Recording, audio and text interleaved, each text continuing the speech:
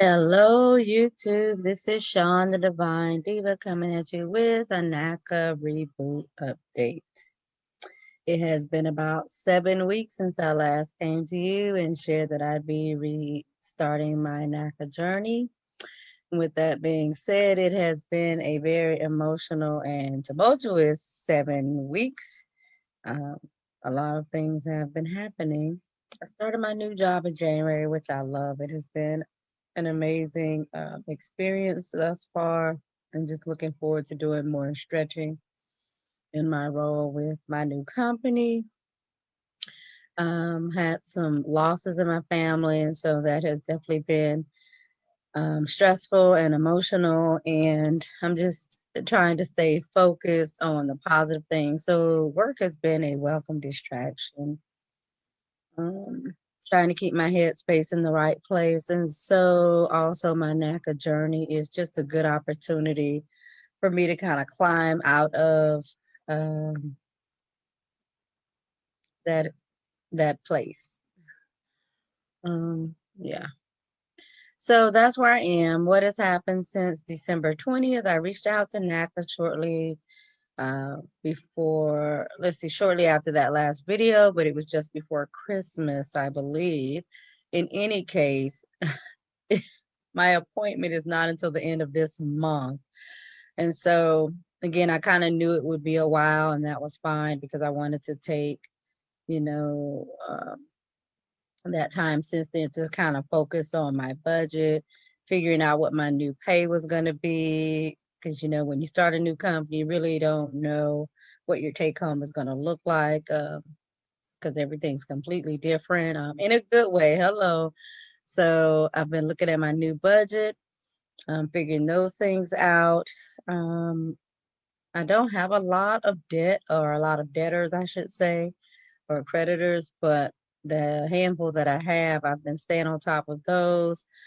Decreased utilization on my credit cards.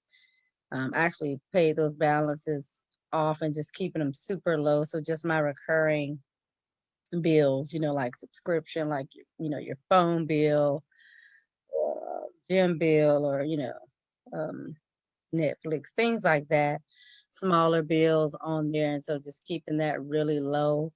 And as a matter of fact, it's so funny because I keep getting these alerts to apply or get an increase, and I've been ignoring them because I don't want to get any hard pulls on my credit right now. And I just need to focus on paying bills and not creating any new debt.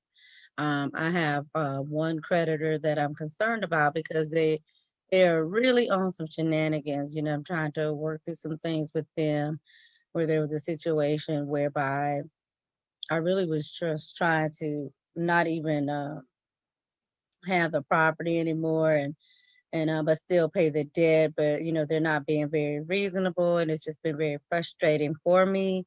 But beyond that, everything else really is in order. I have concerns about that I mentioned, I believe, on my last journey, about like recycled things that you've paid, but they come back because they were sold to someone, and they're trying to get money out of you, and you paid that debt. And so I'm just reading the Fair Credit Reporting Act to see how I might be able to address that outside of dispute, because I've been disputing, and every so often there's this one creditor that comes up. But beyond that, I really don't have a lot to be pressed or stressed about. I make sufficient income. I'm just really interested to see what my minimum required funds will be. I'm guessing they would be about the same as the last time. I guess it's based upon the amount of house you want as well, which I think, honestly, I may just need to throw all that old stuff out, simply because I believe I want a little bit more house than what I originally was planning for. But with that being said, my minimum required funds probably won't be that much higher. So I'll be revisiting that. Um, an action item that I plan on completing before my appointment on the 26th is pulling my annual credit report. You can pull your credit report from all 3 bureaus free once a year. And so if you didn't know that, now you know. I'll put the link in the bottom of the official website. It is absolutely free. You do not pay.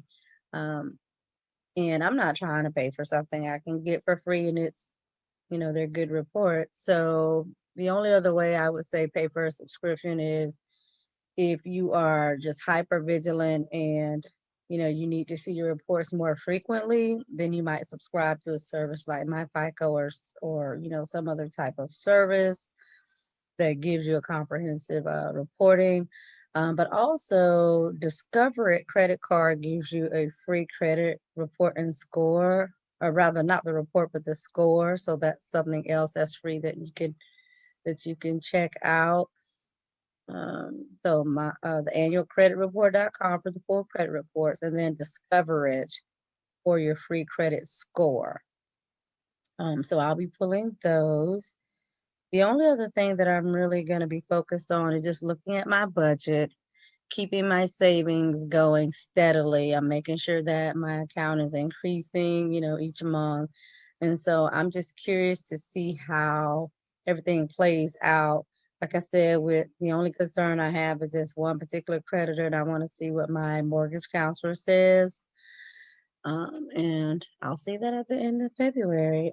As far as student loans, I noticed that those are right now still in some sort of government forbearance, 0% interest. I'm in school right now as well, so um, I'm just waiting for that feedback to see what I need to be doing, because I think that's the only area that seems a little muddy to me, is if you're in school and you're not required to make payments, am I getting a letter to show what my payments would be? I believe that would be the course. But certainly that would have to be based on whatever my income is right now. Oh no, that's interesting. I've heard some talk back and forth about the government potentially forgiving a portion of student loans, but I am not banking on that. Um, that would be nice. I know people have mixed feelings about it, or some people, not me. I mean, if they forgive them, lovely. If not, I already know, need to pay them. So other than that, just like I said, just gonna use NACA to keep my head in the game.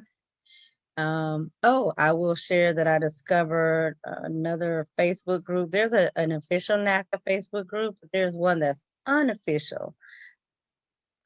And it provides a lot of great information and insight for current participants, past participants, and others. You're not getting any shady information, but it's a great group, and I've gotten a lot out of it.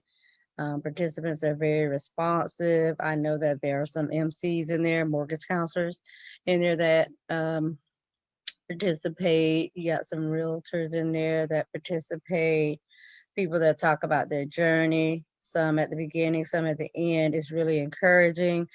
I think the information is presented in a way from the perspective of a participant. So of course, it's much easier to understand because it's pretty straightforward.